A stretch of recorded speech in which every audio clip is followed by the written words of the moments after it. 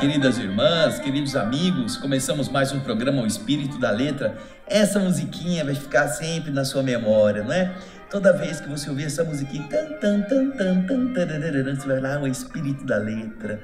Você vai sempre se recordar dos ensinamentos espirituais, porque de verdade todos eles são sinfonias, são harmonias, são melodias que nos educam, que nos elevam, porque você vai ter sempre essa noção positiva daquilo tudo que essa música introduziu em nosso modo de pensar, no nosso modo de ser, na nossa conexão com as coisas boas do mundo espiritual. Nós estamos começando mais um capítulo, é o capítulo 18º, 18, da segunda parte. Faltam este e mais 2 capítulos, estamos chegando ao final do 10º livro. Este livro, ele é diferente dos anteriores, porque ele não tem uma história.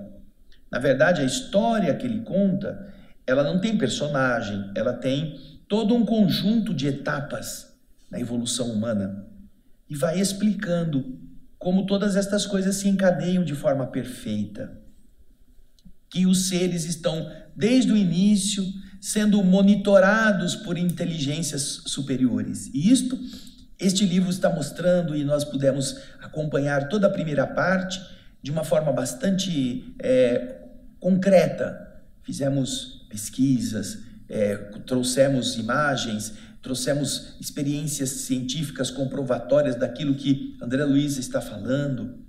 E agora, na segunda parte, já são temas específicos, também enriquecedores, também ilustrativos, mas são mais específicos sobre temas do cotidiano, a ação afetiva, a responsabilidade afetiva, a ação do sexo, como que nós temos responsabilidades por aquilo que semeamos no afeto alheio. Tudo isso vai enriquecendo o nosso interior. Porém, não se esqueça, estes livros, que alguns deles estão aqui na minha frente, você está vendo aqui à sua direita, na tela, são pequenas referências a tudo aquilo que já está pronto, está lido, comentado, esmiuçado. O primeiro deles, O Nosso Lar, esse que está aqui embaixo, já faz 12 anos que nós fizemos. E tem pessoas que estão chegando agora e descobrindo a existência disto, já há 12 anos. E nós sabemos disso porque as pessoas nos escrevem. Elas estão, eu estou agora começando o nosso lar. Por quê? Porque ela chegou à busca de algum tema que o Evolução em Dois Mundos está fornecendo e ela descobriu que este é o 10º livro. Tem 9 antes dele. E aí a pessoa vai lá no começo e fala, nossa, que coisa boa. Estou relendo, estou revendo, estou aprofundando. É isso mesmo. A nossa vida precisa ser algo que nos abasteça cada vez mais de um material mais nobre, de um material mais belo, para que nós construamos nosso edifício com outra cara. Já pensou numa reforma? Você aí em casa, já pensou em fazer uma reforma? A casa é velha, tá lá meio torta já, o telhado enrugado, todo ondulado. E aí você quer fazer uma reforma, você junta dinheiro e você vai fazer uma reforma usando os mesmos materiais, as mesmas coisas velhas. Você tira a janela, aquela janela de pau já, de veneziana, toda quebrada, aí você vai dar uma lixada, vou pegar essa veneziana, vou pôr no mesmo lugar. Você vai reformar a casa e vai construí-la igualzinho. Vai ter todo um incômodo e não vai mudar nada. Vai ser encanamento de ferro, vai ser lampião a querosene, vai ser tudo como era. Quer dizer, você não vai reformar, você só vai ter incômodos. Então, quando você quer melhorar, a reforma pressupõe que você vai usar produtos, materiais mais modernos, mais resistentes. Podem ter aparência antiga, porque tem muita gente hoje que gosta do negócio vintage, né? Pegar coisa e fazer parecer que é antigo, mas mesmo assim, essas coisas são novas, com aparência antiga, mas elas são mais resistentes. Então, você vai fazer tudo aquilo que você queira, mas com materiais que te deem um tempo, uma sobrevida maior naquele mesmo prédio. Nossa etapa evolutiva é semelhante a isto. Se nós não colocarmos conhecimentos novos, visões diferentes do mundo para compreender um mundo com um aspecto mais avançado, não no contexto moral, mas no contexto das ideias, nós vamos ficar repetindo sempre aquelas mesmas coisas.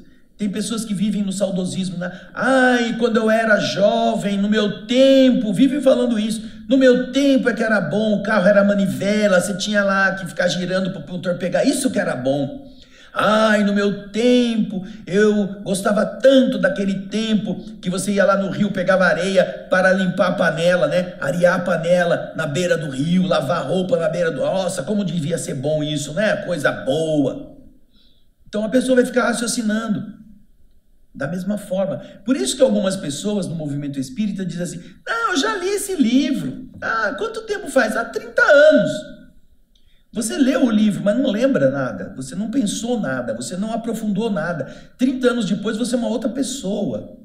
Você aprendeu coisas, você que se qualificou melhor intelectualmente. E agora? Vai fazer o quê? Vai continuar pensando como um indivíduo de 30 anos atrás?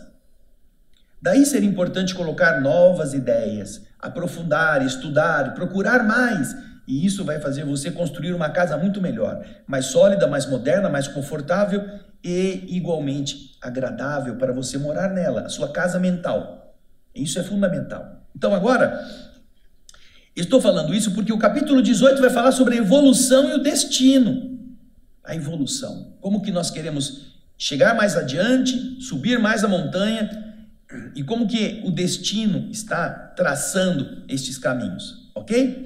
Vamos então, é um capítulo interessante porque tem várias perguntas ao meio do caminho e nós vamos tratar de todas elas. Acompanhe agora o primeiro slide. Evolução e Destino, capítulo 18. A primeira pergunta é essa: o mal está determinado no conteúdo do nosso destino? Muita gente fala assim, ai, meu destino é sofrer, meu destino é ficar doente, ai, por que que eu passo por isso, por que que eu escolhi esse destino, como que é isto? Alguém, porventura, no universo está destinado a fazer o mal, a sofrer o mal, a ser mal? O mal é uma determinação do destino? Vamos ver o que André Luiz responde.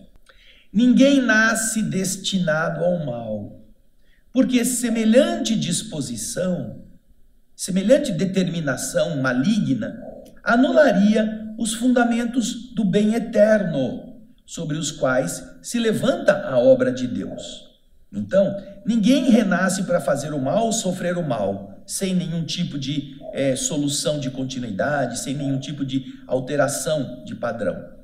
O espírito renascente, continua André Luiz, esse que renasce no berço terrestre, traz com ele a provação expiatória a que deve ser conduzido, ou a tarefa redentora que ele próprio escolheu, de acordo com os débitos contraídos. Nesse estágio, nesta condição, aí prevalece o mesmo princípio que vigora para as sociedades terrestres, princípio pelo qual, se o homem é malfeitor confesso, deve ser isolado em estabelecimento correcional adequado para a recuperação necessária. E, se é apenas aprendiz no campo da experiência, com dívidas e créditos, sem uma falta grave que ele precise resgatar, é justo ele possa pedir às autoridades superiores que estão presidindo os movimentos um gênero de trabalho ou de luta em que ele se sinta mais apto ao serviço de autoaperfeiçoamento. Existem cadeias, porém nem todos os presos precisam ir para elas. Nem todos os presos merecem estar numa condição de ficar encarcerados o tempo todo.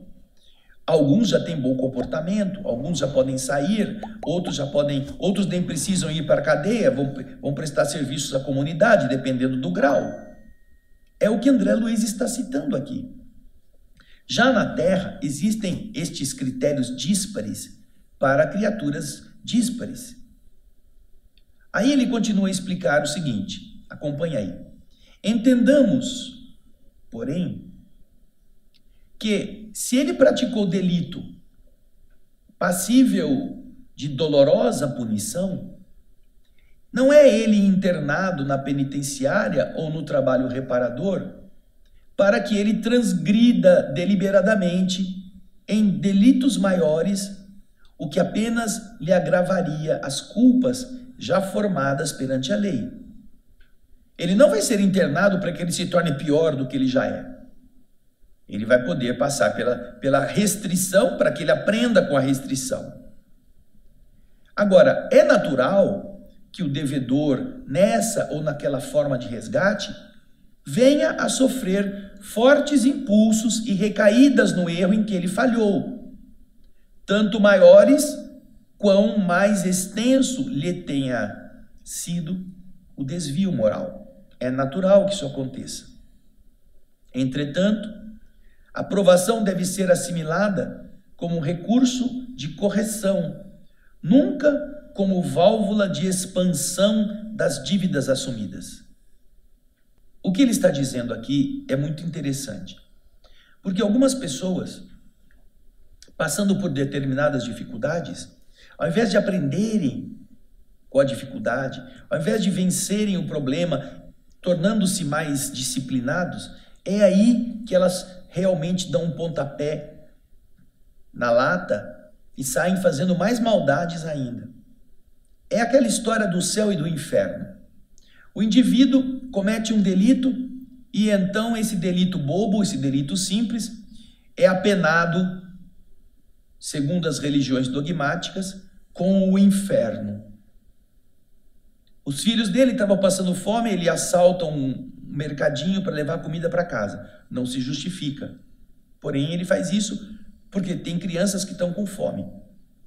Aí ele vai ver, já pesa na consciência ter roubado, ele vai ver que agora que ele roubou, ele vai para o inferno. Bom, se eu estou dando comida para os meus filhos e a religião diz que agora que eu cometi o delito eu vou para o inferno, quer dizer, eu vou mesmo para o inferno daqui para frente por coisa mais grave. Já que eu vou para o inferno mesmo, então esse é o raciocínio de indivíduos que não têm base. Já que eu vou para o inferno porque eu roubei meio pão, bom, agora eu vou para o inferno porque eu roubei 1 milhão, vou lá, vou assaltar, vou tirar, vou dar uma boa coisa para meus filhos mesmo, vou encher eles de dinheiro, encher eles de bens, porque já que eu vou para o inferno mesmo, pelo menos eu vou bem justificado. Você entende como as pessoas são? Já que eu estou devendo, vou ter essa dívida, vou ter que pagar, eu vou aumentar essa dívida, quer saber? Vou ter que pagar mesmo. Então, que eu seja preso por muito é melhor do que ser preso por pouco. Esse raciocínio infantil e irresponsável é o que faz com que algumas pessoas, no estágio físico de uma provação que ela mesma pediu, que ela mesma provocou, por excessos de todos os tipos, ao invés de se submeter ao tratamento que ela precisa, ela por fim aí agora é que eu vou mesmo me acabar. Conheço um caso de uma pessoa que estava num grau bastante acentuado de uma enfermidade incurável e estava no hospital. E essa pessoa, através de parentes, solicitou as orações de uma casa espírita, a fim de que o pai que estava internado tivesse uma recuperação, pelo menos, para poder estar junto da família no período final, no período de despedida. E, surpreendentemente, os médicos perceberam que o homem teve uma melhora acelerada. Não que deixou de existir a doença grave. Porém, o organismo se reequilibrou, o estado geral voltou a estar em harmonia, como se a lei do universo estivesse dando a esse indivíduo uma segunda chance, até mesmo para ele aprender, por mérito que ele tinha, a poder conviver nos meses que faltavam de vivência com os entes mais próximos. Então, essa pessoa agradeceu e diz: meu pai agora está em casa, ele agora está conosco, está feliz porque vai poder estar com seus filhos e ele vai comemorar esse fim de semana, comprou uma garrafa de uísque para ele tomar. Imagina, pede ajuda de Deus para recuperar-se E, na verdade, a recuperação dele não é conviver familiarmente, não é estar em alegria com os outros, é envenenar-se mais depressa. Encher a cachola de pinga, de uísque, de bebida. Não, porque é assim que eu gostava de fazer, é assim que eu gosto. Sim, tudo bem. Você quer viver menos do que a lei do universo está deixando. Você quer morrer ébrio. Você não quer morrer feliz com aqueles que estão ao seu lado, porque o problema físico continua do mesmo tamanho. Mas então por que essa pessoa não disse assim, eu, nesse período que está terminando de minha existência, eu vou aproveitar o tempo para estar com as pessoas, eu vou ficar feliz da convivência delas, que elas bebam, mas eu vou evitar porque eu quero ter mais saúde para terminar a vida sem sofrimento. Não. Quero fazer o que eu gosto. Agora que eu posso, eu vou voltar, vou encher a canjibrina, vou beber, vou morrer com a garrafa na boca. É isso aí. É para isso que você pediu ajuda. Então, algumas pessoas, por leviandade, recebem uma segunda chance e, ao invés de aproveitar em uma escala agora ascendente na evolução, mergulham no charco, mergulham no poço, voltam para a pocilga, voltam para o chiqueiro e querem ser suínos na lavagem. Não é para isso. A dificuldade física, a dificuldade emocional, o problema orgânico, o problema mental, o problema afetivo, não estão aí para que eles nos destruam. Estão aí para que nós nos construamos e vençamos cada uma dessas dificuldades, melhorando o que somos.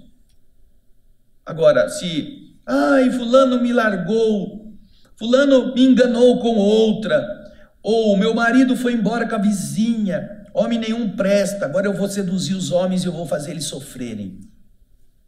Por que não aprende? Com a situação da solidão, seja porque se livrou de uma pessoa que não era confiável, já é uma bênção. Se livrou de alguém que estava enganando você, o que já é uma bênção.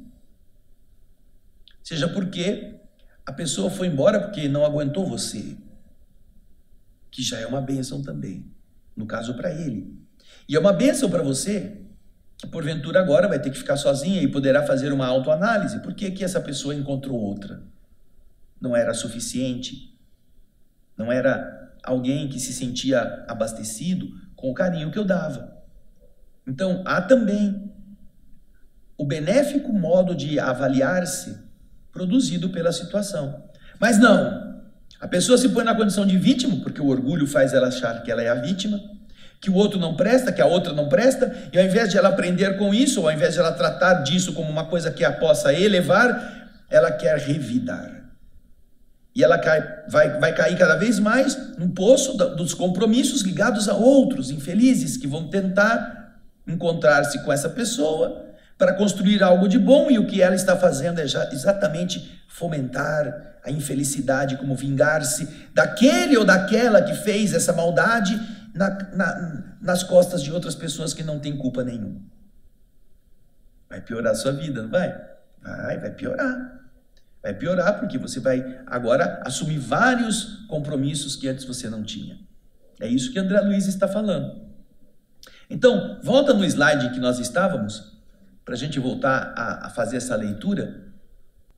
É natural que o devedor nessa ou naquela forma de resgate venha a sofrer fortes impulsos e recaídas no erro em que ele falhou, tanto maiores quanto mais extenso lhe tenha sido o transviamento, lhe tenha sido o erro ou o desvio moral. Entretanto, a provação deve ser assimilada como recurso de corrigenda, nunca como uma válvula de expansão das dívidas assumidas para fazer coisas piores. Desse modo, ninguém recebe do plano superior a determinação de ser negligente ou vicioso, madraço preguiçoso ou delinquente, com passagem justificada no roubo ou na inclinação à bebida alcoólica, dipsomania. Ninguém recebe do plano superior determinações para ser isso, passagem no meretrício, na ociosidade, no homicídio ou no suicídio. Não! Ninguém recebe missão para fazer isto.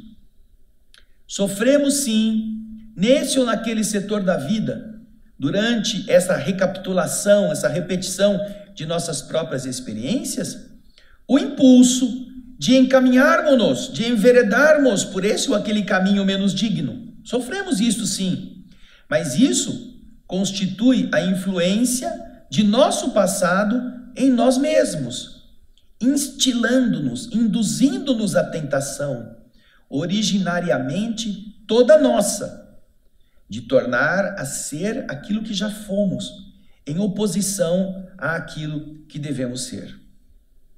Então, se alguém se sente inclinado a voltar à bebida, apesar da doença do fígado, é justamente não porque Deus o fez para que ele seja bêbado de novo, não, é porque ele agora está sofrendo de um problema hepático, mas ele ainda tem aquele cheirinho de vinho, como é gostoso.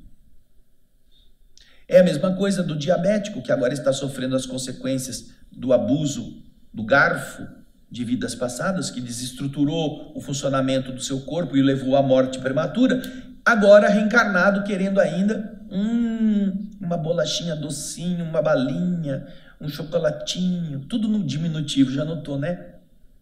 A gente põe no diminutivo porque com isso a gente se ilude achando que não vai fazer mal. Então, essa inclinação não é fruto de uma missão que você veio para ser de novo viciado no açúcar, na bebida alcoólica, na droga. A mesma coisa acontece com o jogo, o vício de perder ou de ganhar, a expectativa de ganhar fácil. Agora vem pobre. E vem pobre, não pode ir no cassino, mas vai na loteria, vai no jogo do bicho, vai nos carinha que ficam jogando aquelas bolinhas debaixo das tampinhas de garrafa. Quer ganhar, quer ganhar.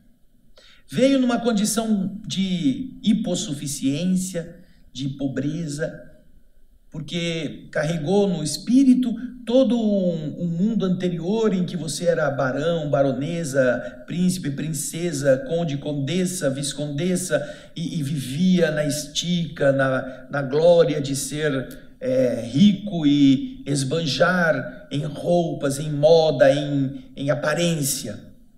Agora volta numa condição difícil, não tem recurso para comer, mas gosta de andar na moda, gosta de comprar roupa de marca, e se não pode comprar, arruma um jeito de tomar de alguém, e se não pode tomar de alguém, vai procurar nesses brechó coisa barata, mas que possa fazê-lo estica, fazê-lo ficar na linha.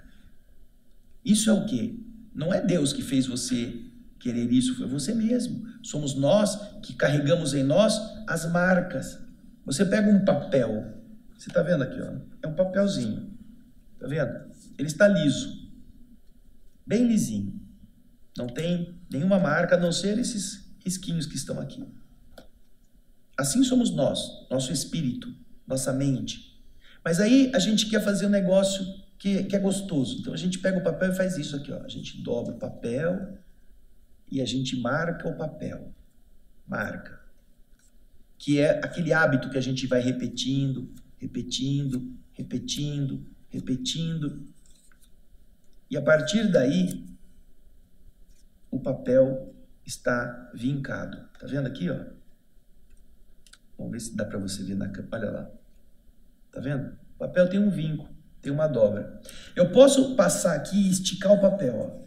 Posso passar bastante ferro quente dos dois lados. Dos dois lados. Ó, passo para ver ele voltar ao que era. Mas ó o vinco novamente, ó. Tá aqui, ó. Qualquer coisa vai fazer o papel dobrar no mesmo lugar. Por quê? Porque está marcado. É assim que nós fazemos com os nossos hábitos, com os nossos vícios. Nós vamos vincando pela vontade frouxa determinadas inclinações em nossa mente, em nosso prazer. E aí, quando a gente vai renascer, a gente recebe esse papel cheio de vinco, para a gente ir tirando um por um. Só que no esforço de tirar, o mundo espiritual diz, olha, você vai ter um problema de saúde no fígado ou no estômago, porque você não pode beber bebida alcoólica, você vai passar muito mal. Só que o vínculo na mente está lá, ó. Ai, uma pinguinha, ai, uma cervejinha, ai, uma coisinha, ai, que gostoso. Tá vendo? É o vínculo. Este vínculo, essa dobra, você precisa se esforçar para que não tenha mais. Ainda assim, a inclinação vai fazer você. Por isso que muitas pessoas estão dificultando a própria recuperação, porque não querem se libertar dos vínculos. André Luiz está explicando isso. Não é que Deus botou você com a vontade de beber, é que você já estava acostumado com isso, e agora a consequência dos seus abusos foi a de trazer um corpo futuro com um problema gástrico, um problema hepático, que vai te fazer muito mal se você beber. Então o corpo está sendo um freio para você. Mas, ai, aquela cervejinha espumante, aquela coisa boa no calor. Então, é a mente. E é isso que André Luiz está explicando. Nós precisamos aprender a limpar a mente, para que o corpo não precise passar pelos equívocos que normalmente já nos levaram ao descompasso, ao desajuste. Portanto, ninguém deve considerar que foi fadado desde o destino a ter que passar por aquilo. Não. O livro Ação e Reação, que nós já lemos antes deste aqui, o anterior a este, o 9º livro, vai explicar tudo isso. Leia lá. Ação e reação. Nossas atitudes corresponderão a atitudes que a vida vai nos devolver, por nossa própria escolha. E isso vai nos permitir tanto piorar a nossa condição atual, quanto estabilizar o nosso sofrimento no mesmo nível, quanto suspender o resgate por nosso descompasso absurdo, quanto atenuar o sofrimento e até considerar aquela área do sofrimento cancelada pelo cumprimento, pelo pagamento. São os diversos graus de escolha que nós fazemos durante a vida física que poderão piorar o nosso estado futuro, acalmá-lo ou melhorá-lo ou suprimir a dívida naquela área. Tá vendo? Coisa boa. É a gente que decide. Porém, agora temos mais perguntas. Vamos lá. Logo a seguir vem a pergunta: qual a relação percentual de tempo que existe entre os estágios que o espírito de elevação mediana vive como encarnado e como desencarnado? Em média, a pergunta é essa: em média, um espírito de mediana evolução, quanto tempo ele fica no plano espiritual e quanto tempo leva para ele voltar para o plano físico? Ele fica nesses dois caminhos, né? Ele fica, quanto tempo existe nesses estágios? Ele vai reencarnar, porém ele vai elevar quanto tempo? Fica 10 anos, 20 anos, 30 anos, 50 anos, 1000 anos? É a pergunta. O estágio chamado de erraticidade. O Livro dos Espíritos usa essa palavra, que não tem nada a ver com equívoco, tem a ver com caminhar, vaguear, estar do outro lado. A erraticidade é isto. Todos os espíritos que não têm corpo físico e que não atingiram ainda a pureza para não precisar mais reencarnar, todos os que estão nesse espaço são espíritos que estão no plano errante, no mundo invisível. Então, agora, ele quer saber, a erraticidade depende, quanto tempo leva a erraticidade para o indivíduo? Que é o período entre duas encarnações. O indivíduo de mediana evolução. Vamos ver lá, vamos ver a resposta?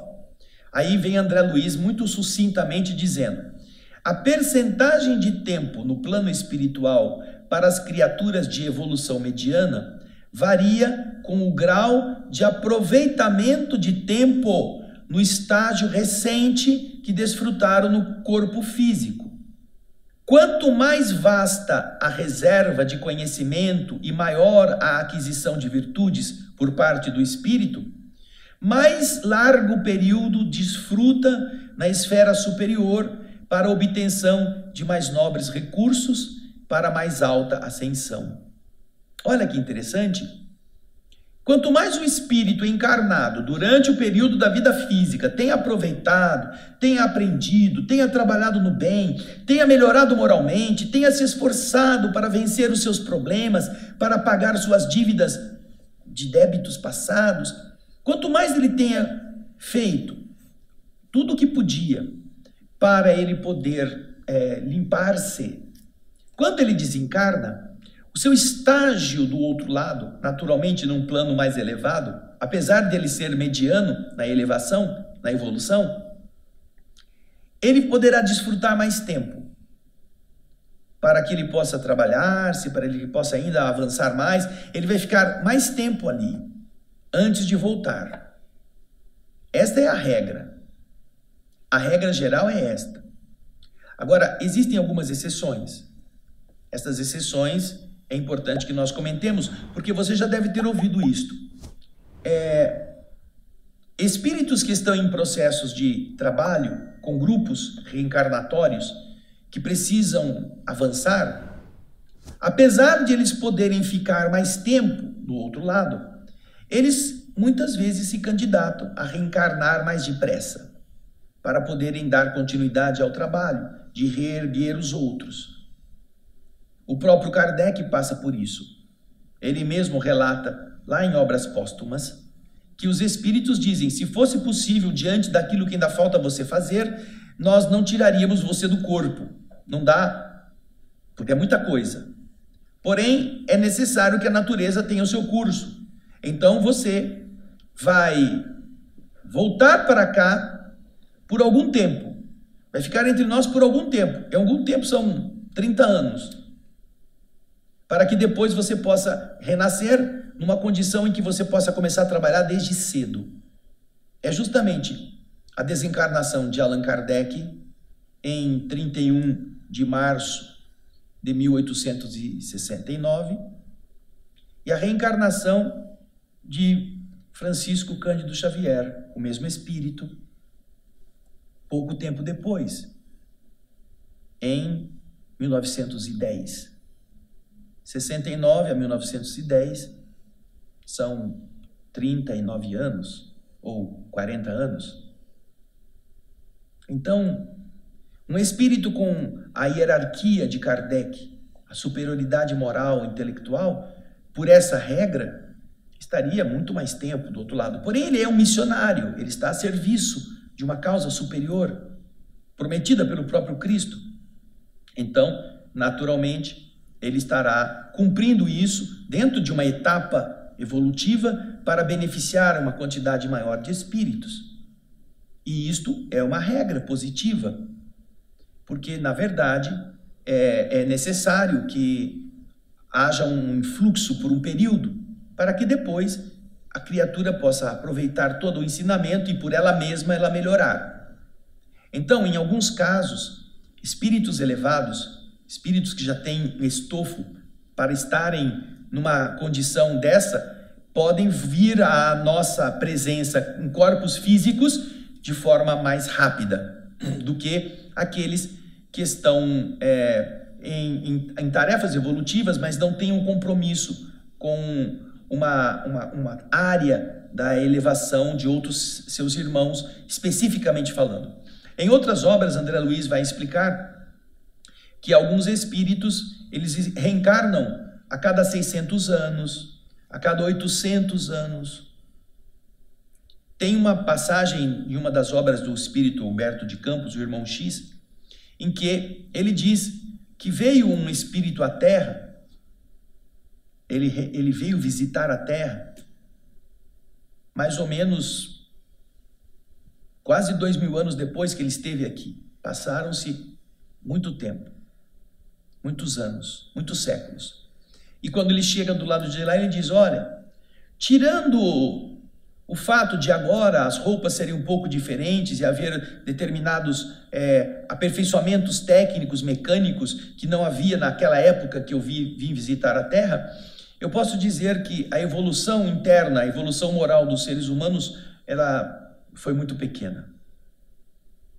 Então, muitos espíritos que têm tarefas com esse projeto, às vezes tem que esperar. Ele vem, semeia, deixa a coisa andar, e depois de alguns séculos, aqueles voltam para dar continuidade. É nesse sentido que eles estão falando. O espírito evolui, trabalha, se melhora, e quando vai para o outro lado, tem um tempo, fica um pouco mais lá. Agora, claro que se ele quer voltar para ajudar aqueles que ficaram, é uma opção dele. Nós vemos isso, por exemplo, no romance Renúncia, com Alcione, que está lá em Sírios, já pode fazer muitas coisas, pode atuar de forma muito ampla, mas ela quer reencarnar para ajudar um grupo de espíritos que ela tem afinidade e que estão também reencarnados na Terra naquele mesmo momento. Vá atrás desse livro, é muito bonito. Agora tem uma outra pergunta, você vai ver aí na tela. Poderíamos identificar algum elo da evolução que existe no plano extrafísico e que é desconhecido na Terra? Nós estamos vendo a pergunta, o tal do elo perdido. Os paleontologistas, os estudiosos da evolução humana através dos fósseis, às vezes questionam que entre uma área e outra, entre um estágio evolutivo e outro, há uma brecha em que os corpos não se sucederam, parece que ficou faltando um pedaço, tal do elo perdido. Então a pergunta é, fora do plano físico, nós poderíamos identificar esse elo da evolução no plano que está no plano invisível e que na Terra ele não é encontrado? Dá para a gente identificar isso? Se realmente existir esse elo perdido, haverá como a gente encontrar o elo do outro lado, no plano espiritual? Vamos ver a resposta. A resposta também é muito breve. Além do plano físico, ou seja, não considerando a matéria, no lado do plano espiritual, a investigação humana encontrará material valioso de observação para elucidar, para esclarecer os variados problemas concernentes à evolução do ser. Ele diz que sim, mas ele não dá mais detalhes. Ele não conta onde está, quando foi, qual é o ponto que está falho o mundo espiritual. Ele diz, investiguem. O plano espiritual vai te trazer muitas informações, porém é necessário que os homens estejam atentos para a existência do mundo invisível. Isso será útil porque vai beneficiar não só naquilo que eles hoje consideram o elo perdido, mas como em muitas outras explicações para a elucidação desse quebra-cabeça da evolução, ok? Agora vamos para mais uma pergunta. Pergunta ao André Luiz. Ainda na atualidade, os instrutores espirituais atuam, intervêm na melhoria das formas evolutivas inferiores, nas quais o princípio inteligente estagia? Nós vimos aqui no começo do livro a mônada, o começo, tudo aquilo, e os espíritos superiores trabalhando para que as formas de vida fossem evoluindo. Agora então que nós já estamos no ser espiritual, essa inteligência pergunta, ainda hoje, quando nós todos já estamos avançados, continua havendo instrutores espirituais intervindo na melhoria das formas evolutivas inferiores que servem de base de estágio para a inteligência que está começando? E o André Luiz responde, sim, existe, porque todos os campos da natureza contam com agentes da sabedoria divina para a formação e a expansão dos valores evolutivos. Sim, continua havendo criação, continua havendo evolução, continua também havendo serviço e continua havendo espíritos encarregados destas tarefas. Nunca para. Agora, uma última pergunta que é interessantíssima. Veja só. Dentre todos os animais superiores, bichos, que sejam abaixo do ser humano em evolução, qual é o detentor, qual é aquele que possui mais dilatadas ideias fragmento? Nós sabemos que os seres inferiores ao homem estão em caminho evolutivo para chegar também à inteligência completa, mas eles têm apenas ideias fragmentárias, ainda não são raciocínios completos. Então, de todos os animais superiores que são inferiores ainda ao homem, qual é aquele que possui mais proximidade para tornar-se um dia um ser humano com ideia completa? Aí André Luiz responde, aí você acompanha. O assunto demanda longo estudo técnico na esfera da evolução, porque existem ideias fragmento de determinado sentido mais avançadas em certos animais do que em outros. Existem diferenciações. Porém, mesmo assim, vamos indicar o cão e o macaco, o gato e o elefante, o muar, que é a mula, o burro e o cavalo, como elementos da experiência humana, da experiência física da Terra atual, mais amplamente dotados de riqueza mental como introdução ao pensamento contínuo. Então, esses grupos de animais, você vai ver o cão e o macaco, o gato e o elefante, o burro e o cavalo. São esses grupos de animais, nessa etapa evolutiva, os que estão mais proximamente dotados de uma riqueza mental que antecede a promoção deles ao ser que tem o pensamento contínuo, um ser humano. Então estão mais perto de, no plano espiritual, serem complementados por ações vibratórias para que eles possam, numa encarnação futura, começarem a habitar corpos físicos de espíritos humanos. E naturalmente em áreas muito próximas da natureza, porque é de onde eles estão vindo. Veja que interessante, né? Também esses espíritos estão em evolução, esses princípios inteligentes estão migrando de uma etapa a outra. Devemos ter respeito para todos, com todos eles devemos ter carinho, evolução de amor, carinho, de ajudar a progredir. Estes, porém, estão mais próximos da transformação em espíritos humanos. Nós, com isso, deixamos o capítulo 18 terminado. Na semana que vem, vamos ao capítulo 19. Você vai poder assistir as predisposições mórbidas, o que é que faz com que doenças apareçam, que predisposições existem para que o corpo adoeça. Muito interessante nos tempos atuais. Já vai lendo, porque vai ser muito instrutivo o que André Luiz vai explicar sobre essas predisposições à doença. Mas isso vai ser na próxima semana. Muito obrigado pelo seu carinho, obrigado pelas suas mensagens de estímulo, pelas opiniões, pelos comentários que vocês deixam. Inscrevam-se no nosso canal, ajuda bastante, porque com isso vai haver mais possibilidades de outras pessoas também receberem mais notícias a respeito dos programas novos que nós colocamos.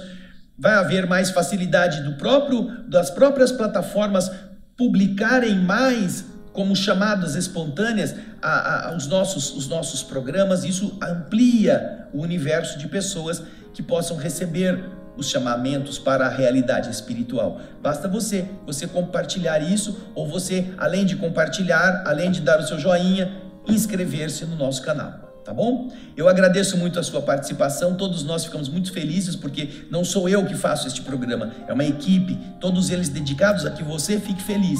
Então é o Raul, o Gaspar, o Ricardinho, o Felipe, a Solange, a Heloísa, são todos irmãos queridos como o Jefferson, a Rosina, que estão atrás para que você possa ter agora o programa terminando quase o 10º livro, fazendo você ficar abastecido dessas informações. Agradecemos então em nome desse grupo todo, desejamos que você possa estar muito feliz e possa estar construindo a sua casa com novos materiais, e no próximo programa esperamos por você. Um grande abraço e até o próximo Espiritismo, nesta forma de entender as obras de André Luiz como aquela que tira o espírito da letra. Um grande abraço, até lá e muita paz.